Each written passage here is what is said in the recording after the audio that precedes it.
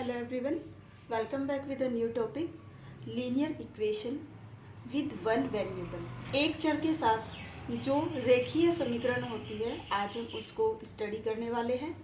Last lecture में हमने जो स्टडी किया था वो था हमारा इक्वेशन एंड आइडेंटिटी का कॉन्सेप्ट। उनको सोल्व करना, उनको फॉर्मेट करना, बनाना उनको, ये सब हमने सीखा था। आज हम लेते हैं रेखीय समीकरण या रेखीय समीकरण यानी कि लीनियर इक्वेशन जो होती है उसकी डेफिनेशन हम इस प्रकार से देख सकते हैं। जब कोई भी आपको समीकरण गिवन हो उसमें ऑब्वियस सी बात है कोई ना कोई चर तो अवश्य होगा, तो वो जो चर होगा उसकी अधिकतम घात देखनी है और वो जो उसकी अधिकतम घात होगी वो एक होनी चाहिए। यानी कि जो आपकी इक्वेशन के अंदर वेरिएबल है, चर है, तो चर की अधिकतम घात 1 होनी चाहिए। कंडीशन इज दैट, ओके, अधिकतम घात ओनली 1 होनी चाहिए, तभी आपकी जो गिवन इक्वेशन है वो क्या कहला सकती है, रेखीय समीकरण कहलाएगी। ओके, देखिए कुछ इक्वेशंस लेते हैं हम, उसमें पहचान करेंगे रेखीय समीकरण कौन सी होती है कौन सी नहीं होती है। इस प्रकार से जैसे कि मेरे पास इक्वेशन है, तो ये तीनों ही अलग अलग टाइप की आपको दिखाई दे रही होंगी, लेकिन एक चीज़ हम ध्यान से देखेंगे। पहली जो इक्वेशन है उसके अंदर x एक वेरिएबल है और वेरिएबल की जो पावर है वो 1 है, यानी कि हमें 1 ही चाहिए और ये हमारा लीनियर इक्वेशन हो गया, लीनियर इक्वेशन हो गया। इस टाइप से सेकंड में जब आप देखते हो जो हमारा वेरिएबल है वो x है, लेकिन इसकी जो अधिकतम घात है, हमारे इस समीकरण की अधिकतम घात कितनी है, यहाँ पर 2 है, तो ये लीनियर इक्वेशन नहीं होगा। ओके, इसके बाद हम नेक्स्ट देखते हैं, ये है 4 + x, यानी कि यहाँ पर भी वेरिएबल x है और इसकी भी पावर कितनी है, 1 है, तो ये भी आपका क्या हुआ, लीनियर इक्वेशन हुआ। ओके, अब हम बात करते हैं इसको जरा किसी एक इक्वेशन को सोल्व करने की। जैसे हम इसी को सोल्व कर लेते हैं, हम यहाँ पर जब सोल्व करेंगे तो x की वैल्यू निकालेंगे, तो जब x की वैल्यू निकालेंगे तो 4 को हम इस साइड लेकर जाएंगे और ये हो जाएगा 20। अब देखिए ये जो 20 आया है ये आपकी इक्वेशन का सल्यूशन हुआ, हल हुआ, और इसको हम मूल भी बोलते हैं। हल को, जो आपका सल्यूशन आता है उसको हम मूल भी बोल देते हैं, शून्यक भी बोल देते हैं, रूट भी बोल देते हैं। शून्यक बेसिकली रूट ही होता है। जो भी हमारी इक्वेशन का सॉल्यूशन होता है, मूल होता है, यानी कि 20 आपकी इस इक्वेशन का मूल है यहाँ पर। अब ये जो आपने निकाला है 20, ये आपकी इक्वेशन को पूरी तरह से संतुष्ट करेगा। देखिएगा ध्यान से, यदि मैं इस इक्वेशन में वापस x की जगह पर 20 पुट कर दूं तो ही मुझे 24 मिल सकता है। ओके, तो ये एक वैल्यू ऐसी है जो आपकी इक्वेशन को संतुष्ट करेगी। ठीक है, तो जब आपके पास लेफ्ट हैंड साइड और राइट हैंड साइड इक्वल आ जाते हैं तो हम समझ लेते हैं कि हमारा जो सोल्यूशन आया है वो बिल्कुल राइट है।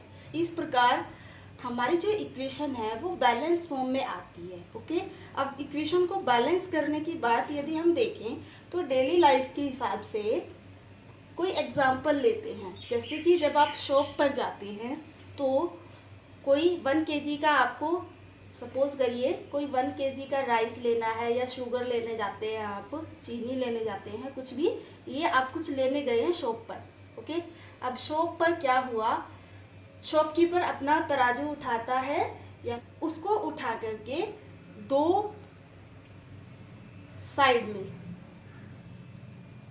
दोनों साइड में क्या करता है, एक तरफ तो वेट रखता है और दूसरी ओर सामान रखता है। सपोज करिए इधर उसने वेट रखा 1 kg और इधर आपका क्या रखा, शुगर है। ओके, जैसे आपने उसको बोला और उसने आपको सामान रखने के लिए डाल दिया। अब लेकिन एक्यूरेटली जब वो अपने सामान में से, अपनी शॉप में से सामान डालता है तो एक्यूरेटली 1 kg नहीं डाल पाता। सपोज करिए या तो ज़्यादा डलता है थोड़ा या थोड़ा कम डलता है, तो उसको वो मैनेज करता है, बैलेंस करता है, किसके हिसाब से, अपने वेटेज के हिसाब से।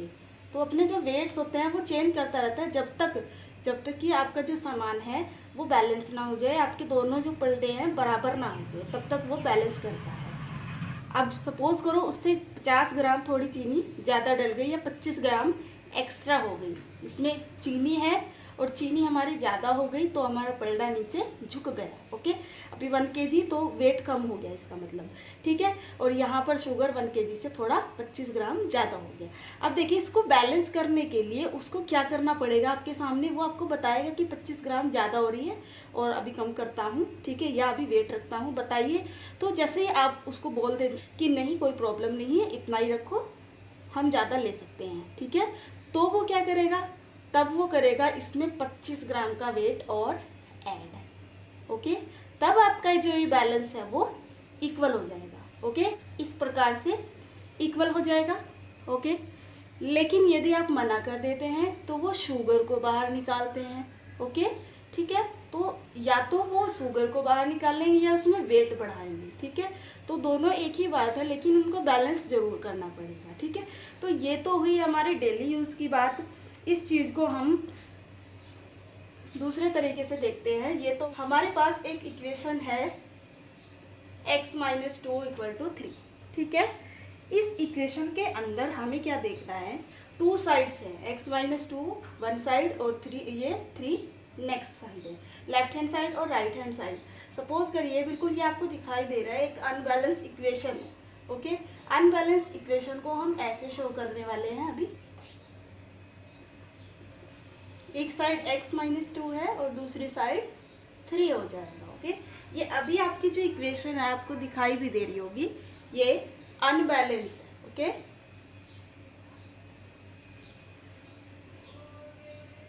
तो ये थोड़ी सी अनबैलेंस है, इसको हमें क्या करना है, बैलेंस करना है। और बैलेंस करने के लिए एक साइड देखिए कुछ घट रहा है, कुछ सब्ट्रैक्ट हो रहा है। क्या सब्ट्रैक्ट हो रहा है, यहाँ पर -2 सब्ट्रैक्ट हो रहा है। यदि मैं दूसरी साइड भी -2 को सब्ट्रैक्ट कर दूँ तो हमारी इक्वेशन बैलेंस हो जाएगी। इस प्रकार से यदि मैं 3 में से भी -2 सब्ट्रैक्ट कर दूँ तो हमारे दोनों साइड, दोनों पलड़े इक्वल हो जाते हैं।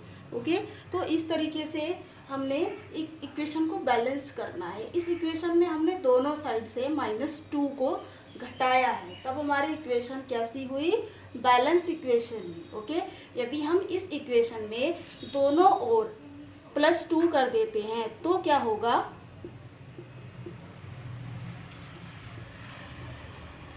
तो भी ये इक्वेशन बैलेंस रहेगी। ओके, तो कोई इफेक्ट नहीं पड़ेगा। क्यों, क्योंकि आपने सेम क्वांटिटी को ऐड किया है दोनों ओर। ओके, और यहाँ पर सेम क्वांटिटी को दोनों ओर सब्ट्रैक्ट किया है, तब भी ये बैलेंस में है। यदि आप इसमें सेम क्वांटिटी ऐड करेंगे या मल्टीप्लाई करेंगे या डिवाइड करेंगे तो आपकी जो इक्वेशन है उस पर कोई इफेक्ट नहीं पड़ेगा। तो कुछ यहाँ पर हमने रिजल्ट जो निकाला है वो ये है। सबसे पहले तो यदि आप अपनी गिवन इक्वेशन में दोनों ओर किसी समान संख्या को प्लस करते हैं, माइनस करते हैं या किसी समान संख्या से मल्टीप्लाई करते हैं या उसी समान संख्या से दोनों ओर डिवाइड करते हैं, तो हमारी जो इक्वेशन है वह अनचेंज रहती है, अपरिवर्तित रहती है। यदि वो अनबैलेंस है तो अनबैलेंस ही रहेगी और बैलेंस है तो बैलेंस ही रहेगी। ओके, तो यहाँ पर ये आपने देखा, इसको हम बैलेंस कर सकते हैं कोई भी जब इक्वेशन हमें गिवन हो। इसके लिए एक और क्वेश्चन लेते हैं। क्वेश्चन है आपके पास x + 9 = 19 को आपको हल करना है और उत्तर की जांच करने के लिए भी आपको पूछ लिया जाएगा। सबसे पहले हमारे पास दो तरीके हैं। यदि आप सिंपली इसको 9 को रिप्लेस करेंगे इस साइड में तो ये माइनस हो जाएगा और x = आ जाएगा 10। या फिर हमने जो लास्ट देखा, दोनों पक्षों की यदि हम बात करें तो दोनों साइड से मैं 9 को सब्ट्रैक्ट कर दूं तो इस वाली साइड से, लेफ्ट हैंड साइड से 9 रिमूव हो जाएगा और इस साइड में आपका ये सब्ट्रैक्ट होकर के आ जाएगा 10। इसके बाद ये जो 10 है ये हमारी गिवन इक्वेशन को पूरी तरह से सेटिस्फाई करेगा या हम कहें कि उत्तर की जांच करेंगे। उत्तर की जांच करने के लिए हम इस वैल्यू को वापस अपने इक्वेशन में रखेंगे। इस प्रकार से x की जगह पर 10 रखेंगे, 10 + 9 = 19, और 10 और 9 इधर भी 19 हो जाएंगे और इधर भी 19। तो इस प्रकार से left hand side equal to right hand side हो जाएगा, और आपकी जो उत्तर की जांच है वो यहाँ पर वेरीफाई हो जाएगी। एक और क्वेश्चन देखते हैं। इस क्वेश्चन में बोला है कि एक गांव के निवासियों ने 102 पौधे टोटल लगाए हैं। उनमें कुछ पौधे आम के तथा कुछ अमरूद के थे। यदि अमरूद के पौधे आम के पौधे के 3 गुने से 2 अधिक हो तो दोनों पौधों की संख्या अलग अलग बताइए। जो आपको पूछा गया है, क्या पूछा गया है? दोनों पौधों की संख्या अलग अलग ज्ञात करनी है। जो आपको पूछा जाता है आप उसी को मान लेते हैं, ठीक है, इस टाइप के क्वेश्चंस में। अब इसने यहाँ पर 2 चीज़ें पूछी हैं, दोनों ही टाइप के पौधों की संख्या बतानी है अलग अलग, तो दोनों हम मान नहीं सकते, ठीक है। तो यहाँ पर दोनों मानने के लिए हम इसकी स्टेटमेंट को ध्यान से देखेंगे। यहाँ पर आम के पौधे से कुछ हिंट मिलेगा हमें अमरूद के पौधों का, ठीक है। तो हमें आम के पौधे मानने पड़ेंगे, ठीक है। तो यहाँ हम लिखेंगे आम के पौधों की संख्या, मैंगोज की जो संख्या है वो कितनी है, x मान लेते हैं, ठीक है। और यहाँ पर हम लिखेंगे, यानी कि अमरूद के पौधों की संख्या हमें आम से ही पता चलेगी, जैसे कि उसने बोला है आम के पौधों से 3 गुने, आम के पौधों का 3 गुना किया और प्लस 2 किया, 2 अधिक, ठीक है। इस प्रकार से तो नंबर ऑफ गवावा निकल गए 3x + 2 और मैंगोज निकल गए x। आम की संख्या ये है और अमरूद की संख्या ये है, ठीक है। तो अब हमें एक और बात ध्यान से देखनी है। एक गांव के निवासियों ने 102 पौधे टोटल थे, ठीक है। तो यानी कि इसका मतलब ये सारे आम के पौधे और अमरूद के पौधों का हम योग करेंगे इस प्रकार से और इक्वल टू कर देंगे 102 की। ये टोटल दोनों ही 102 के बराबर होंगे, और जब हम इसे हल करेंगे ये हो जाएगा 4x + 2 = 102, और 4x = 2 को रिप्लेस कर देंगे 102 - 2 यानी कि 100/4 आ जाएगा, और x = 25। ओके, ये x कौन था? मैंगोस, यानी कि आम के पौधों की संख्या आई। अब हम निकालेंगे अमरूद के पौधे। अमरूद के पौधे निकलेंगे इस इक्वेशन में x की वैल्यू भरकर, ठीक है। ये है हमारा 3x + 2। अब x की वैल्यू भरेंगे 3 × 25 + 2, 25 × 75 + 2 = 77। अब देखिए उत्तर की जांच अगर बोले आपको करने के लिए, दोनों की संख्या ऐड करके क्या आ जाना चाहिए? 102 आ जाना चाहिए। तो आपकी फिर दोनों की संख्या वेरीफाई हो जाएगी कि आपने आंसर सही निकाला है, ठीक है। मैंगो प्लस गवावा कितने हैं? 102। अब देखिए दोनों साइड सेम आ जाएंगी। मैंगो की संख्या कितनी है? 25, और गवावा की संख्या कितनी आई है? 77। अब देखो 7 और 5 12, 7 और 2 9 और 1 10, 102 = 102। तो left hand side equal to right hand side आ गई है। इस प्रकार से हम उत्तर की जांच भी डायरेक्टली कर सकते हैं। ओके, आपका होमवर्क क्वेश्चन जो रहेगा वो ये है, वह संख्या बताइए जिसके 1/3 में 5 जोड़ने पर 8 प्राप्त हो जाए। ओके, तो आई होप आप इजीली इसको कर सकते हैं। संख्या पूछा है तो संख्या को आप लेट करेंगे x, और x का 1/3 मतलब x/3 प्लस 5 करेंगे इक्वल टू, हमें 8 चाहिए, इक्वल टू 8 रखेंगे, और इस प्रकार से आप x की वैल्यू फाइंड आउट कर सकते हैं और अपने आंसर को वेरीफाई भी कर सकते हैं, उत्तर की जांच कर सकते हैं। आई होप आज हमने जो पढ़ा लीनियर इक्वेशन विद 1 वेरिएबल, एक चर में उसकी डेफिनेशन और सोल्यूशन और इक्वेशन को बैलेंस करना आपने सीखा। I hope you got it very well. Thank you.